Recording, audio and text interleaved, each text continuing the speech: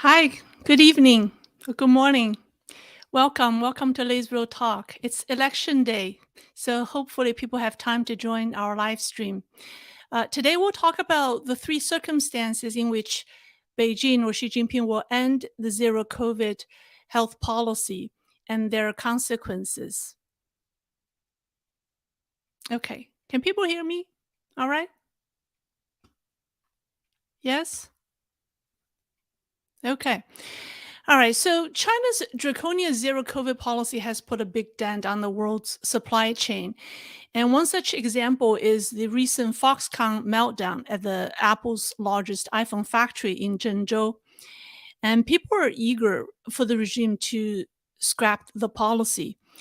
And there has been a lot of guessing games. I talked about it in yesterday's live stream and analyzed the two speculations of Beijing's intention to end zero COVID.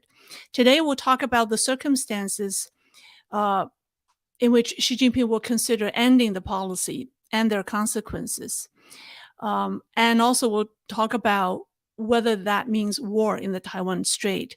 Before I forget, I always seem to forget this. Please subscribe to my channel so that we can stay connected. Thank you. So, in Xi Jinping's mind, zero COVID is a good policy that worked for China in the early stage of the pandemic. The reason it's causing much public resentment is that, in his mind, local officials aren't carrying it out correctly. He won't admit the policy was wrong. Politically, he cannot afford to admit it. I made a video on this already, and you can check it out. I'll provide I think I already provide the link below in the description. So let me show this slide. Here we go. Maybe this is better. So Wall Street Journal obtained information from its sources within the Chinese government and reported yesterday that China is looking at ways to soften or end the COVID policy, but it may take some time or it may take quite a long time. And it's likely to happen when the World Health Organization lifts the designation of COVID as a public health emergency. So a change in the WHO's classification of COVID will give Xi Jinping the chance to declare victory over COVID and end the policy without losing face.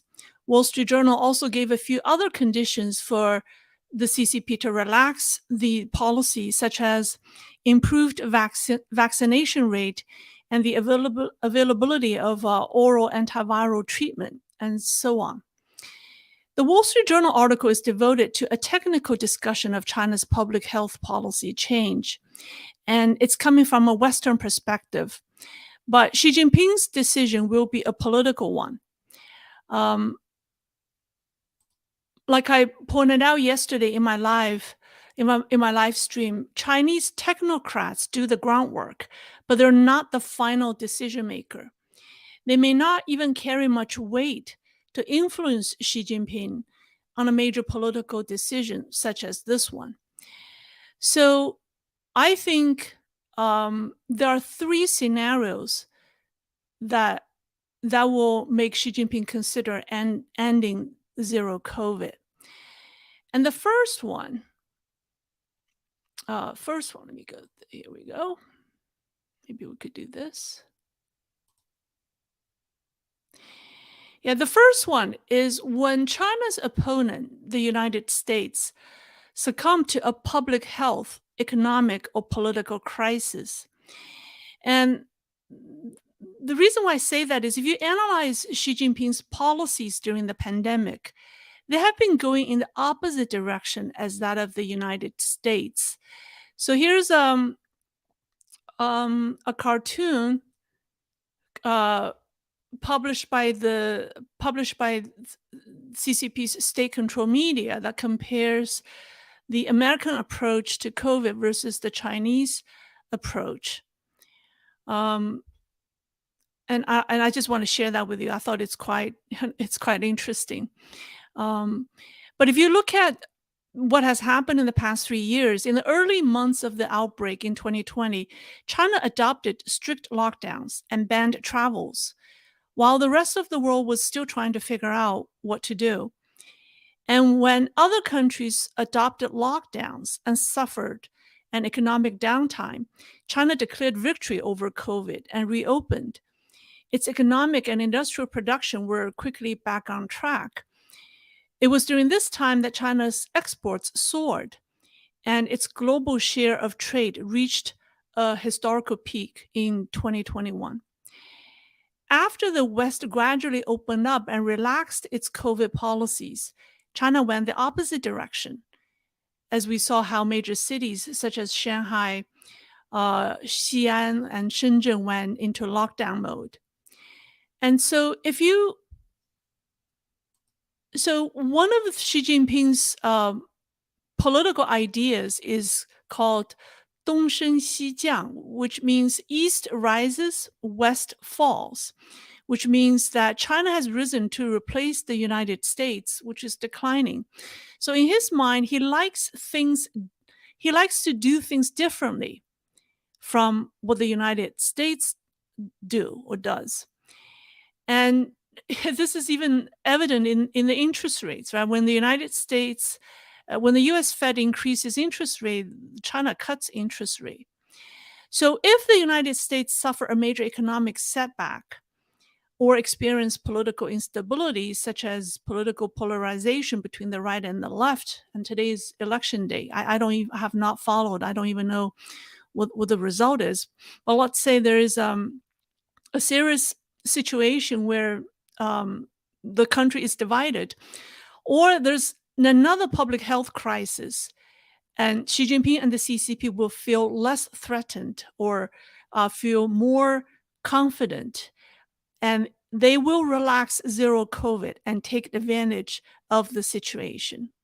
And this mentality may be difficult for us to understand or comprehend, but you could look at it this way. For a dictator of a regime that constantly faces existential crisis and whose survival requires him to maintain a combative outlook and seeks opportunities to play offense, this is his intuitive response.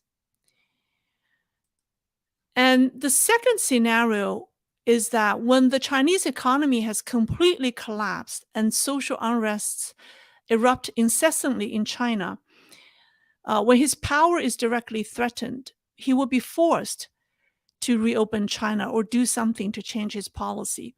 But as long as it hasn't reached that tipping point, and as long as he feels he's in control, he won't back down.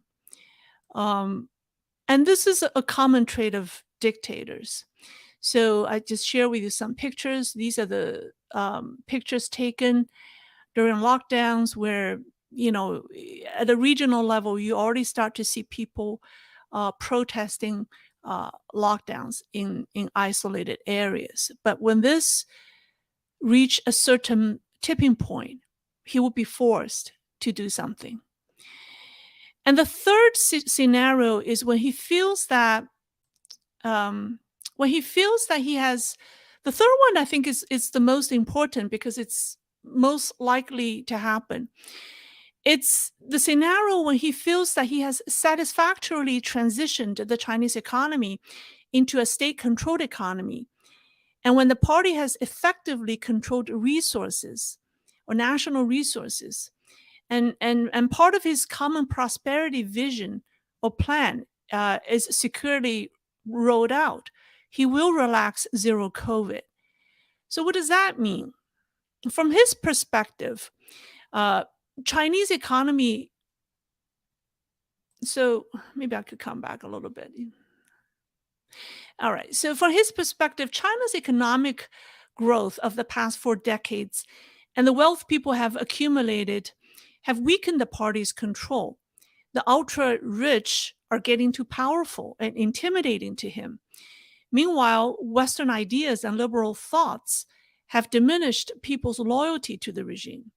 So his vision for China is a nation in which the party maintains absolute power and control and does the job to allocate resources. He believes that the party would do a better job allocating resources than a free market does. And that's the basis for his vision of common prosperity. So the pandemic and the zero COVID policy have given him the perfect occasion to realize that vision. The zero COVID policy legitimizes the government's control over resources. During lockdowns, we've seen government allocates food, right, supplies, transportation, medical services. Basically, the government controls every aspect of people's life. And during Shanghai lockdown, remember how we witnessed people suffer from hunger because they don't have access to food? And CCP's solution, or Xi Jinping's solution, is to let the government take over to handle food sourcing, distribution, and retail. And right now, China is aggressively, if I may show you the picture, the government-owned or state canteen or cafeteria. Here's a picture. This is called, state-run or state-controlled big cafeteria. It's the flowers in the front are celebrating its grand opening, I guess. So China is aggressively pushing the government-run cafeteria and also retail stores. Here's one. Someone found this picture in a small city, and you can see it's old-fashioned retail stores. They're not like the supermarket where you can pick up whatever you want to buy. In this kind of store, the volume, what you buy is controlled. So if he reopens China to what it was like before the pandemic, then privately owned grocery stores, food services will flourish again, and that will limit the government's role, right? So zero COVID gives him the best opportunity to dominate the service industries that would otherwise be privately owned. So when Xi Jinping feels that he has more or less accomplished this, I think the historical mission of zero COVID will be over. So if you look at the three scenarios I just gave you, so if any one of these three conditions or scenarios or circumstances is met, I think Xi Jinping will end zero COVID. Of the three conditions, the first one is hard to achieve because the first one is its opponent, or its perceived, well, I shouldn't say perceived, it is real now, its opponent, the United States, goes into a chaotic state, whether economically or politically, right? So that's the first one. So if that's hard to achieve and it's beyond his control. And the second one is when China goes into a crisis mode. Is likely because China is going in that direction right now. Chinese citizens and his political enemies are resisting and fighting lockdowns. But I think the third condition is what Xi Jinping wants to see. That's what he wants to have happen. And that's why I think Wall Street Journal quoted its sources in Beijing as saying that the authorities are taking time, or taking the time to slowly reopen China, because Xi Jinping needs time to roll out his common prosperity plan. He needs time to roll out these state-controlled apparatus to take over the private industries. So he will soften certain approaches and give people some hope. So the talks of China is going to back away from zero COVID. You will consistently hear that because he wanted to give people hope, but that's only to give him the time to expedite the effort to build a new state-controlled economy. But with the way things are going, I think people in general are upset.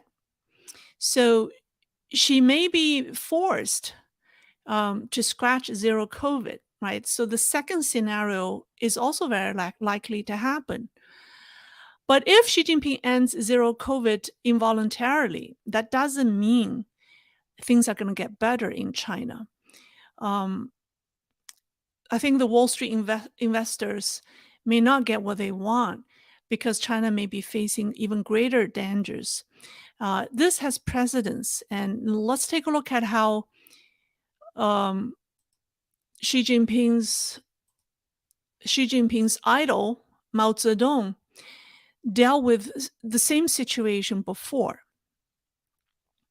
Okay, so in 1962, after the CCP's leadership eased Mao Zedong's Great Leap Forward movement, which was disastrous, and it caused tens of millions of people's death during the Great Famine. Mao was forced to step away from being involved in China's economic affairs. But Chairman Mao wasn't going to sit idle and do nothing. He had to come up with something to distract people from his failure, right? What did he do? Well, he launched the Sino-India War. Okay, here's a picture I found on the internet from 1962. So after a number of border skirmishes, the Chinese PLA, or People's Liberation Army, forcefully attacked India across the disputed boundaries on October 20th, 1962. That's 4 days after the Cuban Missile Crisis erupted. Mao Zedong chose the height of missile crisis as the moment of attack. He was hoping that the United States would be distracted from intervening.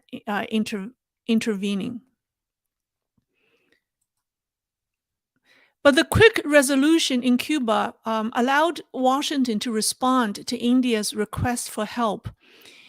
And on November 20th, 1962, so less than a month later, on the day that's recognized as the end of the Cuban Missile Crisis, China announced a unilateral ceasefire and soon withdrew from most of the areas in India. But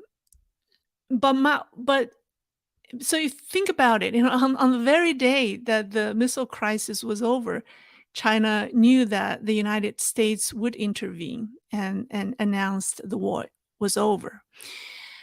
But that was not the end yet. Mao wasn't done yet. In the following years, from 1963 to 1968,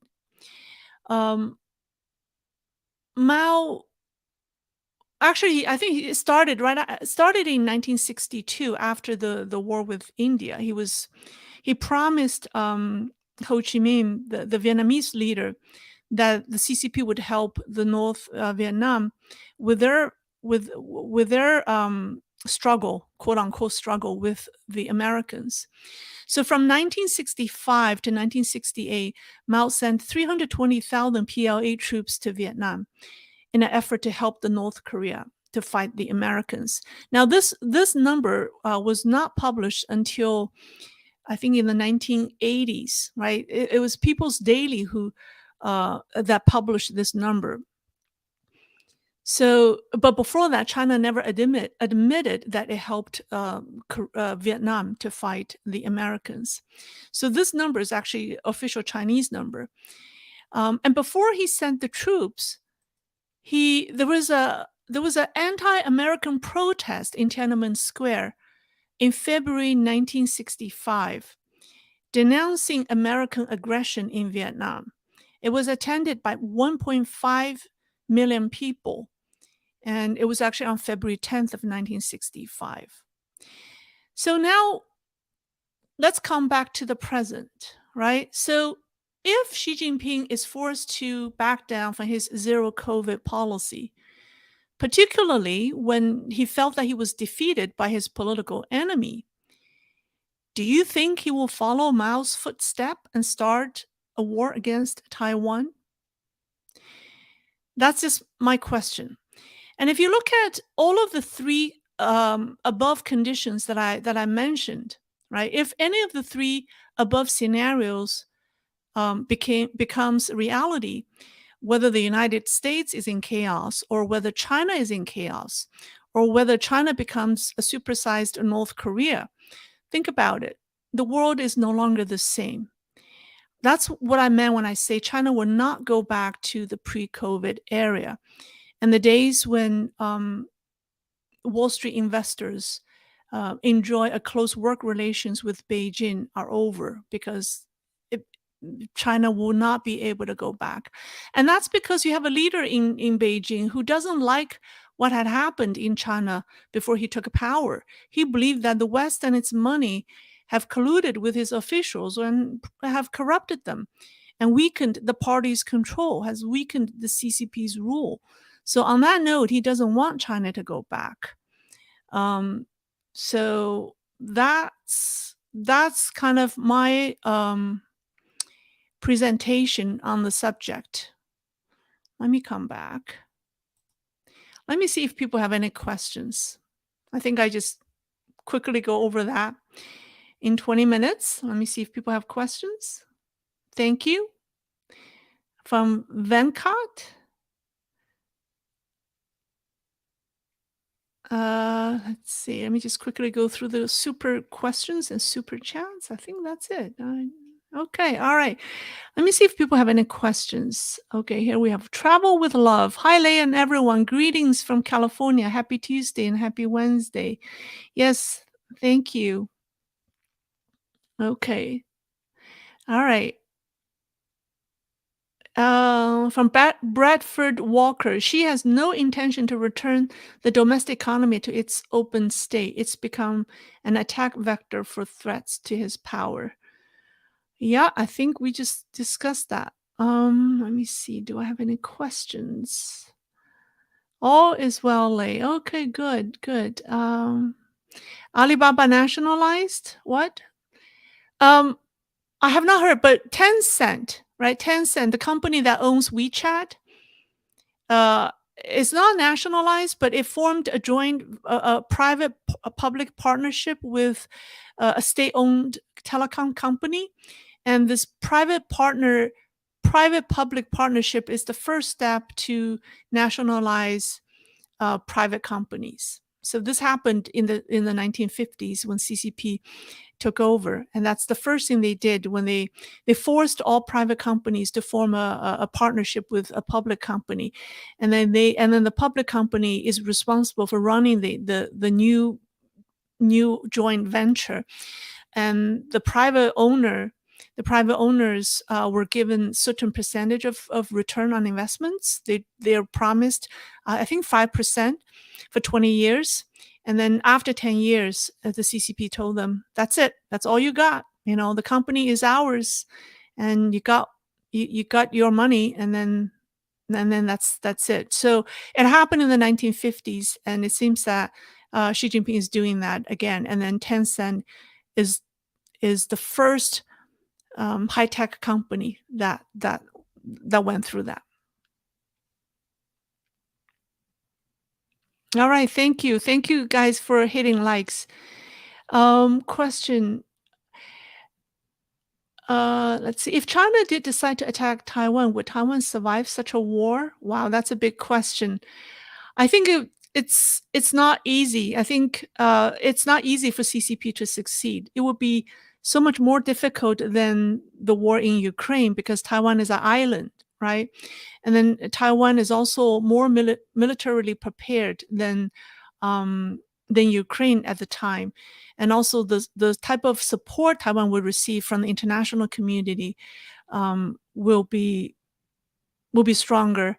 And also CCP's military strength is, I mean, CCP has relied on Russia for its weaponry. So we've seen the performance of Russian military. So I think the PLA could only be more corrupt. So the chances does not look good, and I think Xi Jinping knows that. But the CCP is great at infiltration, using information war and infiltration. Right? It's troop within the island, and to have and take over from the inside, and that's more threatening. What is she going to deal with the demographic collapse happening in China now? Well, I mean, they have passed policies, right, encouraging people to have more children. And even the CCP leaders are encouraged to have more children, and sometimes we've seen posters where their job performances are tied to the number of children they have. I mean, if you think about it, it's just ridiculous. But would that make any difference? I don't think so, because young people are not getting married, and even if they're getting married, they're not having children, because if they're pregnant during lockdowns, they can't go to hospital to deliver a baby. So what's the point of having children? So everything is and then the economy, people cannot afford to raise a kid. So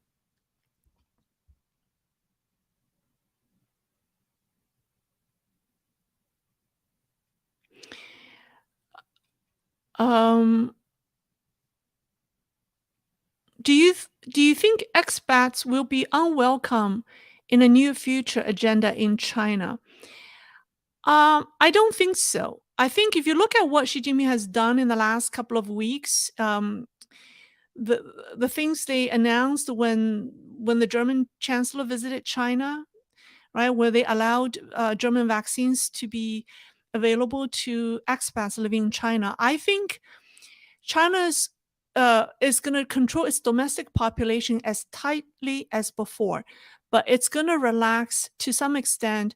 Um, it's going to give more freedom to foreign residents living in China, and they need to do this to keep the foreign investments, to keep the foreign companies there.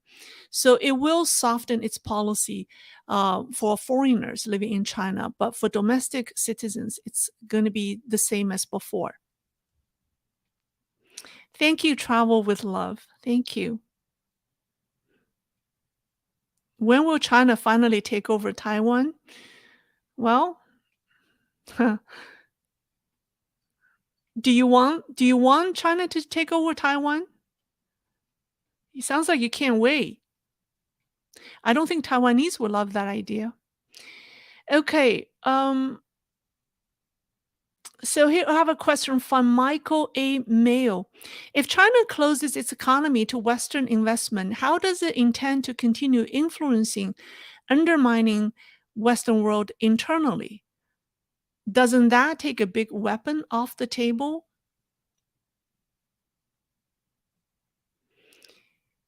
Um, if China closes economy to Western, well, I think if China closes its borders to Western investors or to Westerners, it doesn't mean the CCP is not sending its people to come to the rest of the world, right? You're assuming, well, when China closes its border to the outside world, it's not sending its agents or its people to the outside world. That's a false assumption. I think China will continue to try to infiltrate the Western society. Will continue to send its spies and agents, overseas across borders to do what the regime want them to do, while it's closing the borders for foreigners. So I hope I answer your question. And somebody was telling me about the speech Xi Jinping gave at the Shanghai Export Expo. Right, it's the fifth international import export expo in Shanghai, where Xi Jinping delivered an online a virtual speech, and he reiterated the importance of opening. Right, so he talked about how important it is we keep the border open, we keep exchange programs open, blah blah blah. And people saw, well, is he talking about reforms and open up again? And somebody pointed out, and I think he really hit it on the nail. He said he's telling all the other countries, particularly United States, you need to keep your border open. You need to keep the exchange programs open so we could send our people over to the United States. So that's what he meant. He's not saying that you guys need. He's not saying that you guys should come to China to do the same.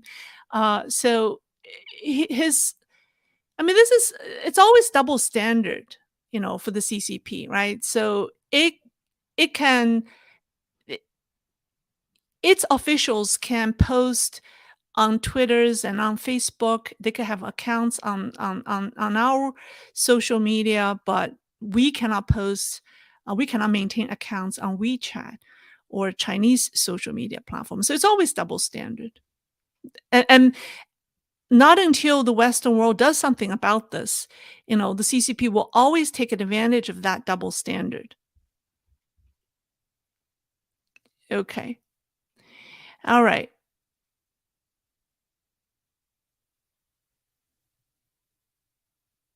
From Dion He. Do you think with increasing anger and frustration among the public in China, potentially leading to more chaos or even uprising, she would follow what Iranian regime did and shut down the internet?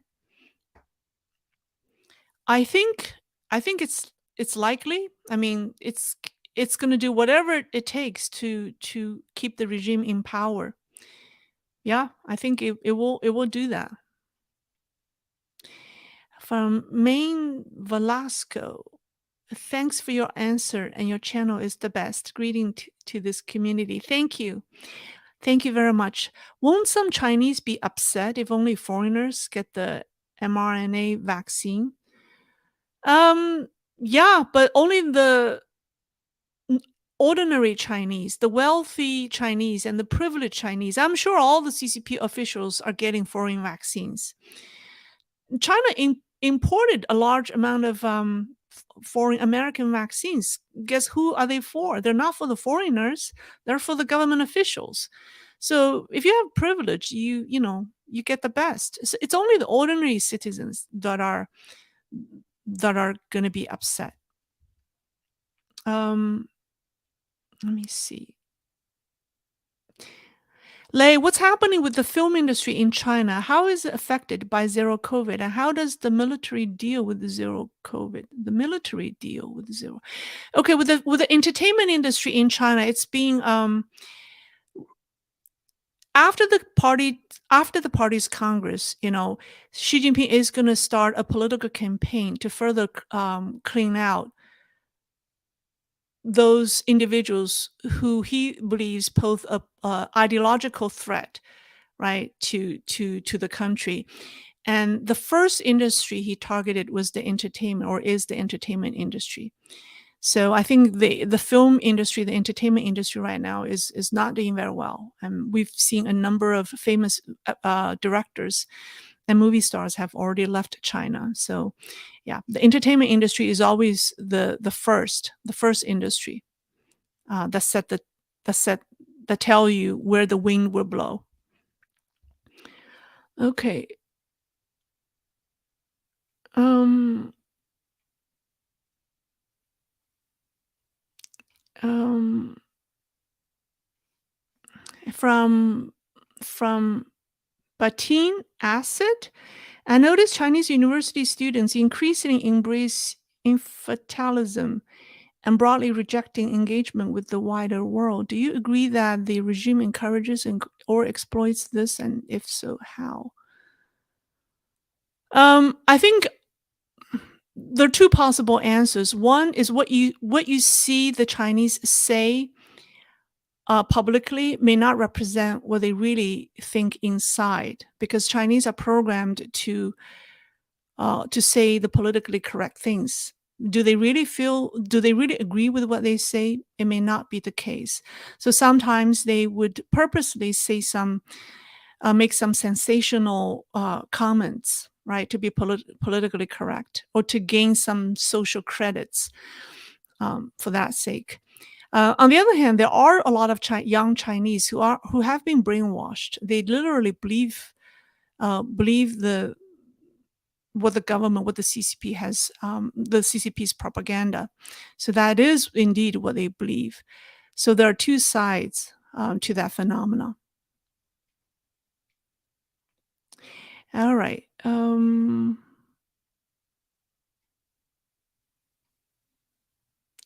Thank you, Cubs win 2012.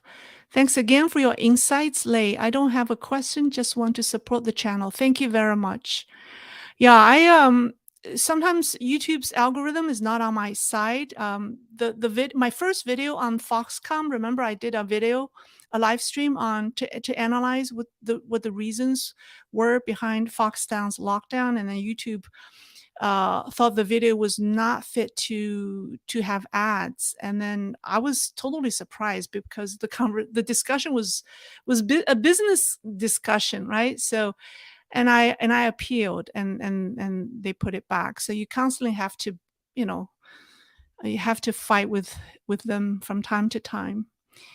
Um, from YouTube Play, Chinese have been brainwashed thinking CCP is making its zero COVID policy stricter for the people's sake. Will there be a possibility the CCP will lose this power over people in the next few months? I think it's already losing its power over the people. In my live stream yesterday, I showed you how one of the most pro CCP online writers, a diehard CCP loyalist, is turning against zero COVID.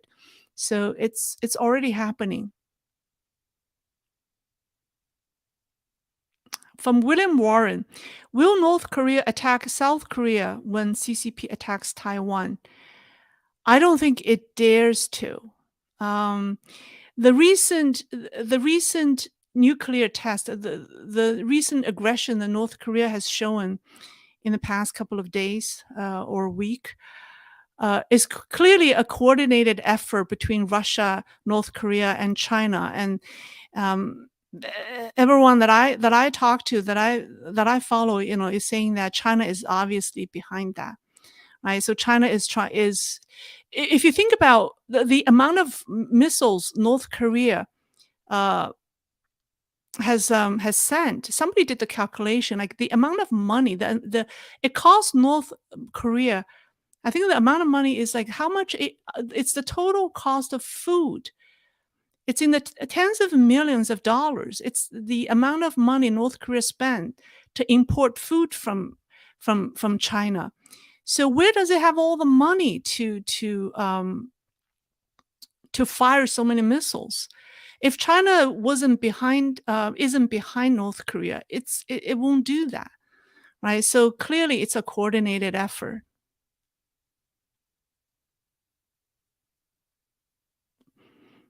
Um, can she change the definition of zero COVID, then reopen and declare victory? That's what I think the Wall Street Journal article was trying to say. It's hoping that the WHO is going to change the designation of COVID from a public health emergency to like a maybe an acute disease or something that's less than a emergency. And when that happens, then Xi Jinping can declare that they had a victory, they win. So that's one possibility. But then WHO will not meet until January, right? It won't meet until January. But I think that's more a technical discussion.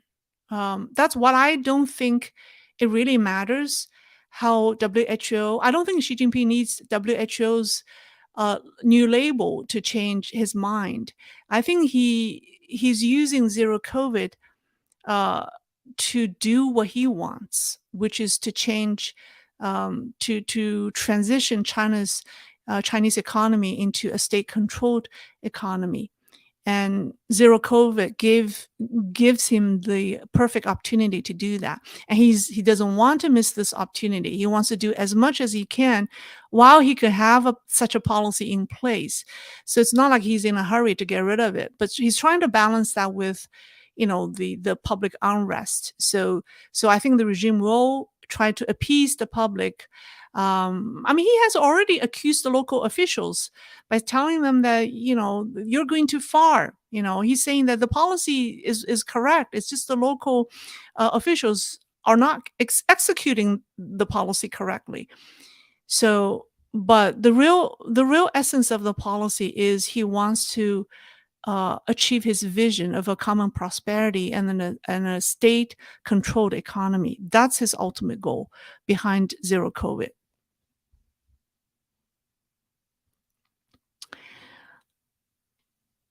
Lei, you said that they are from Barbara Saucy's. Oh my goodness, you guys have very interesting long names, and I'm most challenged in pronouncing people's names. Okay. Anyways, Lei, you said that there are clashes between local and central government. Can the local government go against the central government publicly, or will they keep playing the passive aggressive game? Uh, no. So far in the history of the CCPs, the local government does not have enough power to be against the central government individually, unless they get organized, right? Unless they get organized, but still it's very dangerous because Xi Jinping can didn't he yeah can throw them into prison. So because they don't control the military, and then they also don't. So it's hard for them. Yeah. Even when people say, "Will the military stage and like a coup d'état?" And it's very difficult because there are 5 military theaters. If just one theater does that, if the central government can quickly, crush you unless they have a coordinated effort. If they're all organized to be up against the central government, but that's highly unlikely because the central government would know if it's that kind of a organization, right? Do you think the CCP uses TikTok as a surveillance tool? Absolutely. Yeah, absolutely. The US should ban TikTok. India has banned TikTok, right? From Michael Mayo. That Foxconn video was almost a week before Foxconn story hit the mainstream news. Thanks. Yeah, I don't know why. I couldn't figure out why. And then a Chinese YouTuber had the same issue, and he also couldn't understand why the Foxconn talk about iPhones and Apples was somehow triggered YouTube's algorithm or censorship algorithm. Thank you, Oscar Mike. From Dion He. Hi Lei, thanks so much for your answer. I've been listening to your show for months. I live in Hebei. Wow. Okay, take care of yourself in Hebei. I greatly value your tremendous knowledge and insight. Thank you. I'm glad that I could be helpful. From William Warren, thanks for sharing your analysis. Great channel. Thank you. All right. From Pro Marketer, Lei, is it wise to import from China in current situation, considering lockdowns and likely ban on internet, no communication with external world? No emails, no phone conversation, no text messages. Well, let me see. What is it wise to import from China in current situation, considering lockdowns and likely ban on the internet? That's always a risk because you don't know. Because I think the Chinese society right now is not very stable. Um, so if your business relies on Chinese import, right? And what if everything you described in parentheses happens? It could be, it could be a big hit to your business. So if you have other source for imports, I would do that. Take a look at Foxconn. Apple, take a look at Apple. Did Apple announce that it's a Pro, the iPhone 14 Pro? There's a delay, right? I mean, there's a serious risk. Okay, all right. Please create Odyssey and Rumble channels to duplicate your videos just in case YouTube goes bad. I think I'm on Rumble. I set it up so that it automatically is on Rumble. All right. That's all. I think I answered all the questions or as many as I can. Um I truly value you spend the time with me tonight. I understand it's election night. You probably want to follow what's happening with politics in America. I'm interested too. So with that said, everyone enjoy the rest of your day and rest of your evening. I'll see you soon. All right. Bye.